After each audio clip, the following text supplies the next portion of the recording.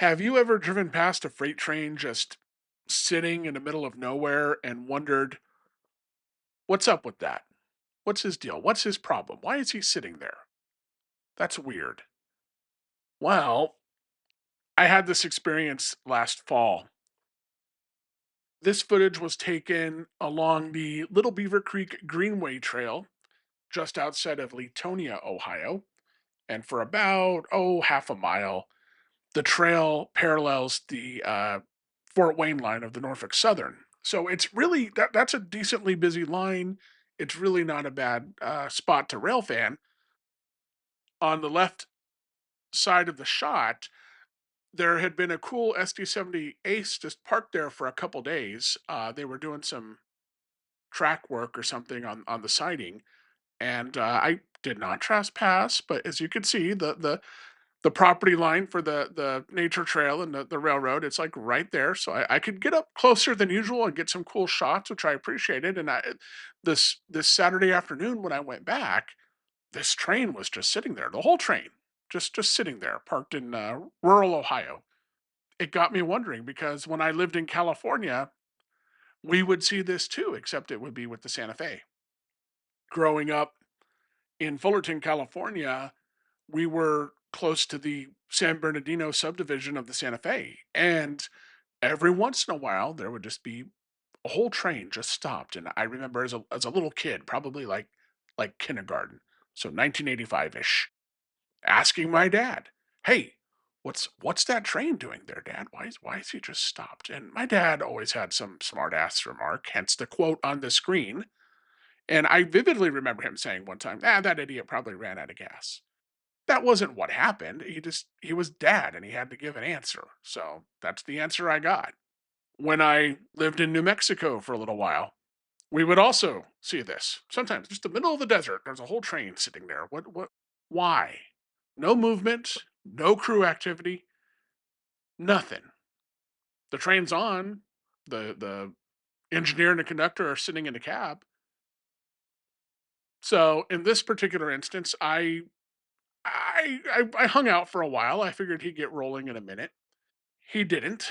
5 minutes passed, 10, then 20. And honestly, at this point, I'm getting kind of annoyed because I came to film trains, not a parking lot, right?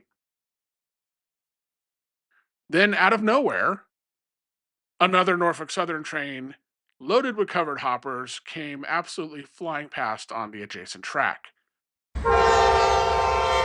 Wait, what just happened? Why was one train parked while another got to keep moving? Was something broken? Or was this exactly what Norfolk Southern wanted to happen? My name is Mark Magana, and this is Railroad Economics, where we explore the business behind the trains. Today, let's answer one of the most common questions people ask when they see a freight train just sitting in the middle of nowhere. Believe it or not, there's a very good chance absolutely nothing was wrong at all. The train didn't run out of gas, the engineer didn't get sick, everything was probably fine. Most freight railroads don't have four or five tracks everywhere like a busy interstate highway. Much of the North American rail network is still one or two track main lines, meaning dispatchers have to carefully choreograph thousands of trains across the country every single day. That's a hard job. Sometimes that means telling one train to wait while another keeps moving. In the case of the train I filmed, I don't know exactly why it was stopped. Without Norfolk Southern's dispatch records, there's no way for me to determine that. But watching another train race past certainly suggests this was a deliberate dispatching decision. Maybe the covered hopper train had a higher priority. I think that's almost certainly what the case was. Maybe it needed to make a connection. Maybe the dispatcher was simply keeping traffic flowing farther down the line.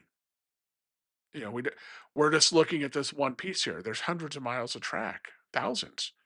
Whatever the reason, stopping one train for 5, 20, in this case, close to 30 minutes, can actually keep dozens of other trains moving efficiently. One reason we sometimes see trains just stopped is crew change. Federal hours of service laws limit how long train crews can work before they must be relieved. I don't know how often that this happens in the middle of nowhere, and I know we have a lot of railroaders and retired railroaders that watch this channel. Maybe you guys could chime in here.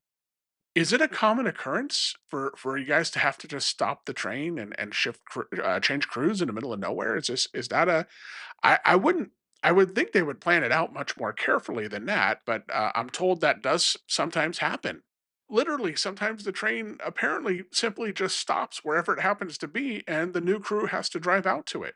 I'm told that's a thing. I just don't know how common of a thing that is. I'd like to know. To someone just passing by, it looks like a train sitting in the middle of nowhere for no reason. It's very odd to see that.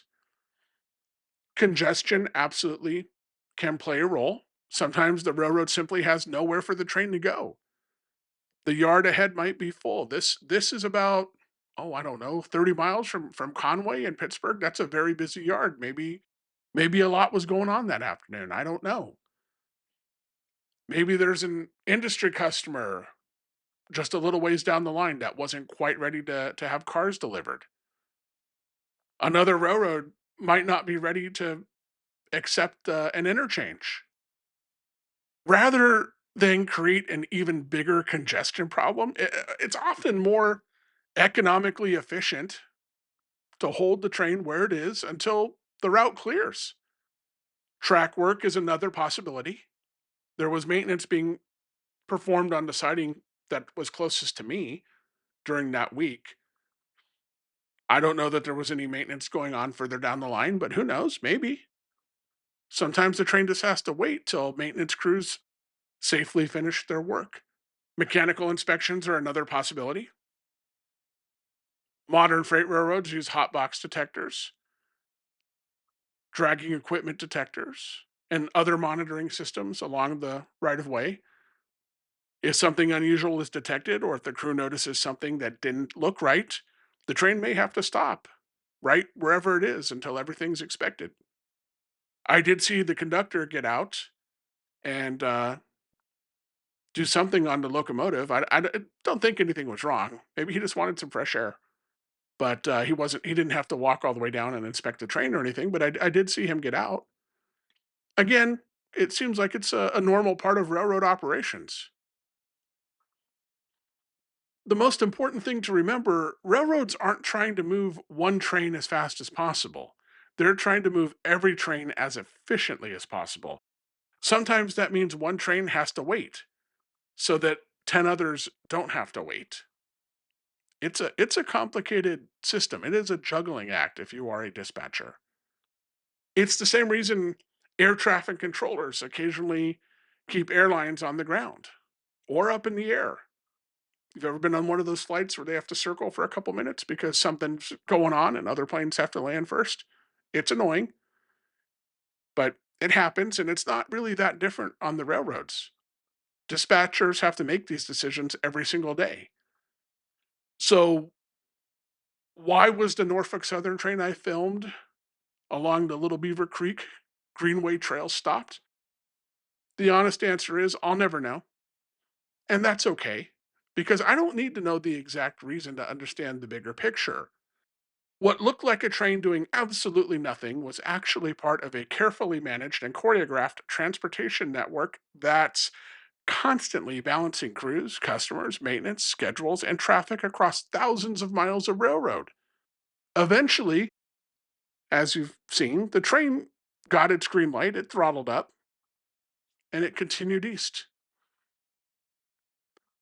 Whatever it was doing waiting, its wait was over. And the next time you drive past a freight train sitting in seemingly the middle of nowhere, don't assume anything's wrong. It's probably not. More often than not, it's just waiting its turn. Thank you so much for watching Railroad Economics. Again, my name is Mark Magana. If you would like or subscribe or even just watch another video. That really helps the channel out. And I thank you so much, and I'll see you next time.